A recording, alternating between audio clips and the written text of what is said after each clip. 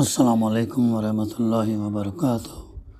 اعوذ باللہ من الشیطان الرجیم، بسم اللہ الرحمن الرحیم۔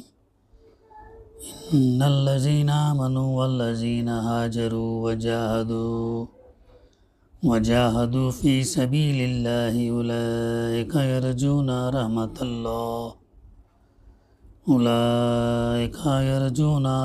اللہ واللہ غفور الرحیم۔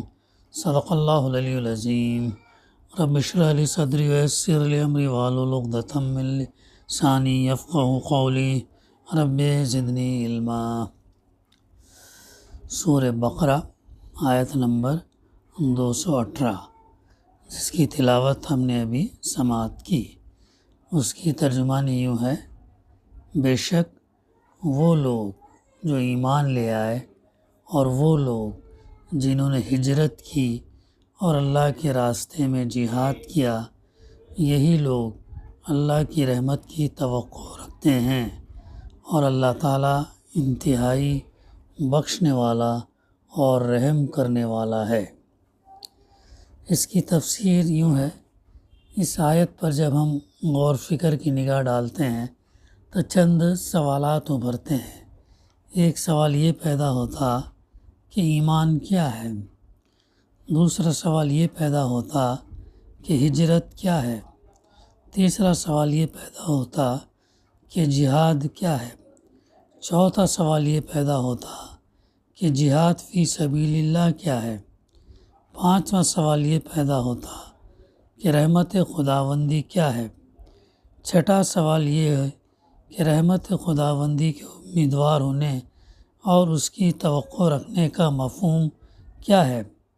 چھٹا سوال یہ ہے کہ رحمت خداوندی کے جائز امیدوار کون ہیں اور وہ لوگ کون ہیں جو اس کی رحمت خاص کے امیدوار نہیں ہو سکتے؟ آٹھواں سوال یہ پیدا ہو سکتا ہے کہ ہاجروا سے پہلے تو الذین کو دہرایا گیا اور جاہدوا کے ساتھ کیوں نہیں دہرایا گیا؟ ان سوالات کے جوابات آپ کے سامنے آئیں گے تو انشاءاللہ آیت کے معنی اور مفہوم دونوں اچھی طرح ہم سمجھیں گے انشاءاللہ۔ پہلا، ایمان کے لیے سب سے پہلے علم کی ضرورت ہوتی ہے، نالج، علم کی ضرورت ہوتی ہے، جانکاری، واقفیت اور نالج کی ضرورت ہوتی۔ اگر آپ کسی چیز کو جانتے ہی نہ ہو اس پر ایمان کیسے لا سکتے؟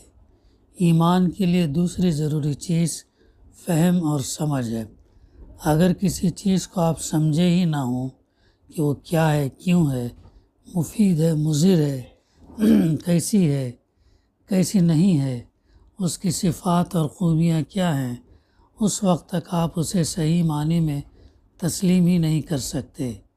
ایمان لانے کے لیے کسی چیز کی حقیقت اور ماہیت کا سمجھنا ضروری نہیں ہے، لیکن اس کی صفات کو سمجھ کر اس کا صحیح تصور قائم کرنا بہرحال ضروری ہے۔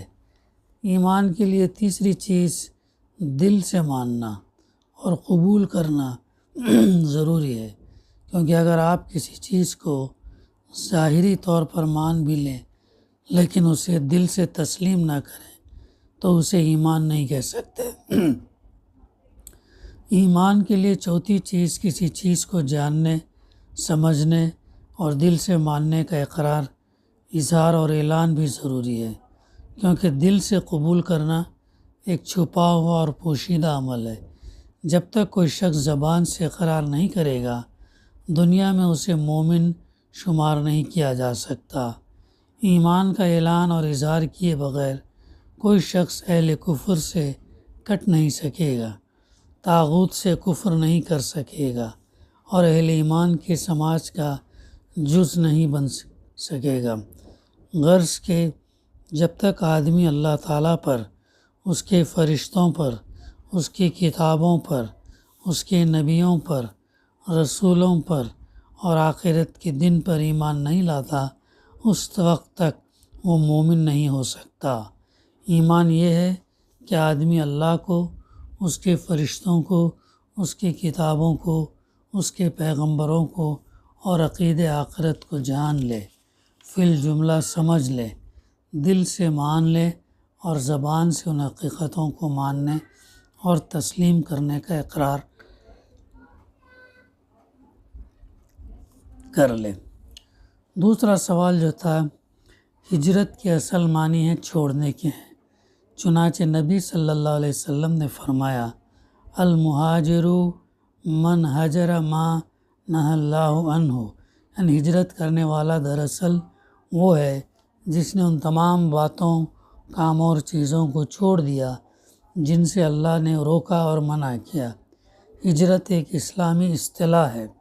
اس کا مفہوم یہ ہے کہ محض ایمان اور اسلام کے تقاضے سے، محض خوشنودی رب کے لیے، محض دین اور شریعت کی خاطر آدمی اپنے وطن، اپنے گھر مکان، اپنے عزیز اور اقربا اور اپنے دوست احباب، اپنے کاروبار، اپنی جائیداد، اپنے عہدہ، منصب وغیرہ اپنے محبوب چیزوں کو چھوڑ دے اور کسی ایسی جگہ چلا جائے جہاں دین پر چلانا اور دین کو قائم کرنے کی جدوجہد کرنے کے مواقع اور امکانات ہوں۔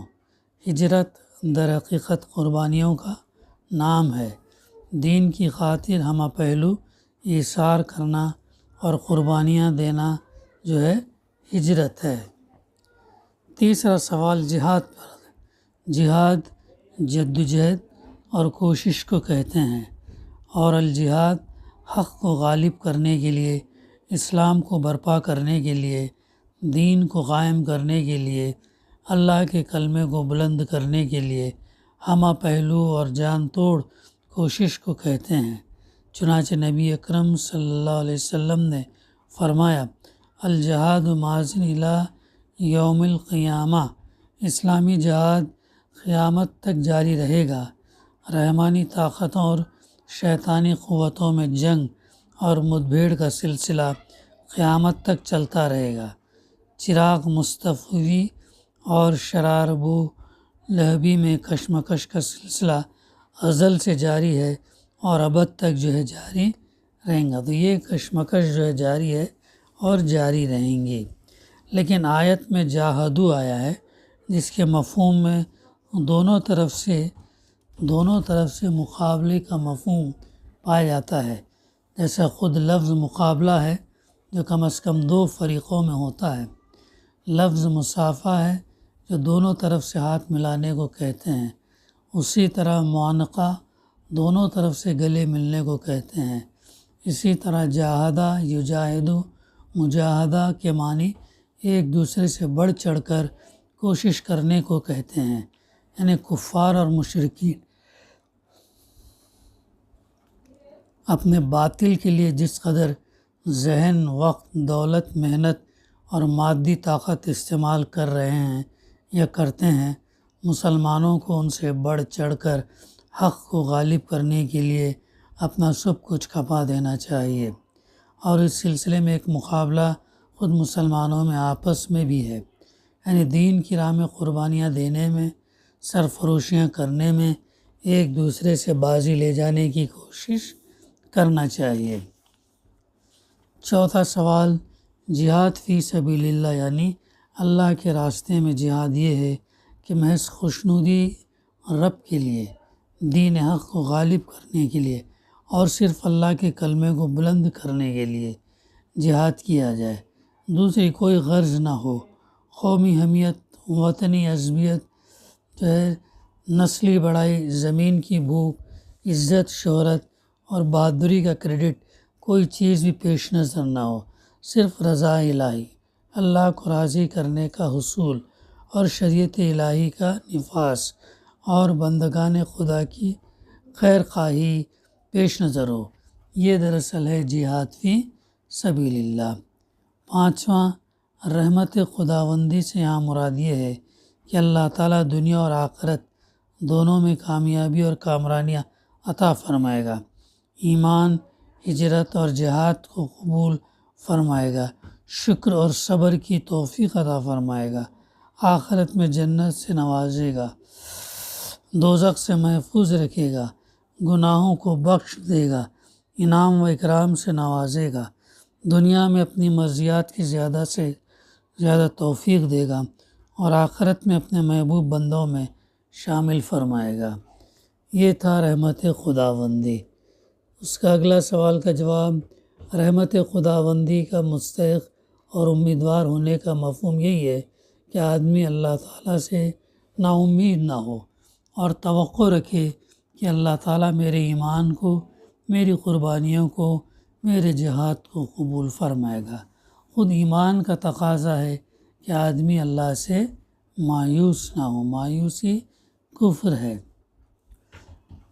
اگلا پوائنٹ، جو شخص اپنے ایمان پر، اپنی قربانیوں پر، اپنی جفاکشیوں پر اور سرفرشیوں پر غرور اور گھمنڈ میں مبتلا ہو جائے، اسے اللہ تعالیٰ کی رحمت سے توقعات قائم رکھنے کا کوئی حق نہیں ہے، اور جو مایوس ہو جائے اسے بھی امیدواری کا کوئی حق نہیں ہے۔ جو لوگ ایمان لائیں اور ایمان کے تقاضے پورے کریں، ہجرت اور جہاد کریں، انہی کو حق ہے کہ وہ اللہ کی رحمت کے امیدوار ہیں۔ یہی لوگ اس کی خاص رحمت کے حقدار اور مستحق ہیں۔ یہ الگ بات ہے کہ اللہ کی عمومی رحمتیں تو بے وفاؤں، نافرمانوں، کافروں، مشرکوں اور باغیوں اور سرکشوں تک کے لیے عام ہے۔ اگلا سوال، ایمان کی راہ میں ہجرت کی راہ میں اور جہاد فی سبیل اللہ میں بندقوں سے خلوص اور للہیت کے باوجود ہزار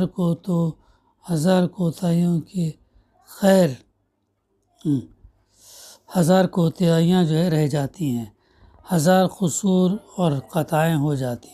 اس لیے اللہ تعالیٰ نے فرمایا کہ اللہ بخشنے والا ہے، وہ قصوروں کو معاف کر دے گا، اور وہ سخت گیر بھی نہیں ہے کہ مخلص اور وفادار بندوں کے ایک ایک قصور پکڑے اور سزا دے، بلکہ رحیم ہے، اپنی رحمت کے صدقے سب کو اللہ معاف کر دے گا۔ اگلا پوائنٹ، اللہ تعالیٰ نے اپنی ایک چھوڑ دو صفات یعنی غفور ہونے اور رحیم ہونے کا ذکر اس لیے فرمایا تاکہ بندے مایوس نہ ہو، دل نہ توڑ بیٹھیں اور انجام کار و ایمان اور اسلام اور جہاد کی راہ میں مغفرت، خداوندی اور رحمت الہی کی طلب میں زیادہ سے زیادہ آگے بڑھتے چلے جائیں۔ ساتھ ہی ساتھ یہ بھی بتانا مقصود ہے کہ بخشنا اور معاف کرنا محض اللہ کی اپنی رحمیت کی وجہ سے ہے۔ 10واں پوائنٹ، رہا یہ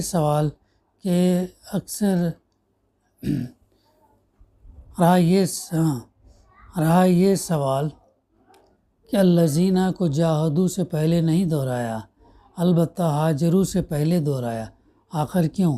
اس کی وجہ یہ ہے کہ ایمان تو تسلیم و رضا کا نام ہے، ذہنی اور قلبی چیز ہے، اور ہجرت اور جہاد دونوں ایمان کے تقاضے اور مطالبے ہیں، اور ان دونوں کا تعلق عمل سے ہے۔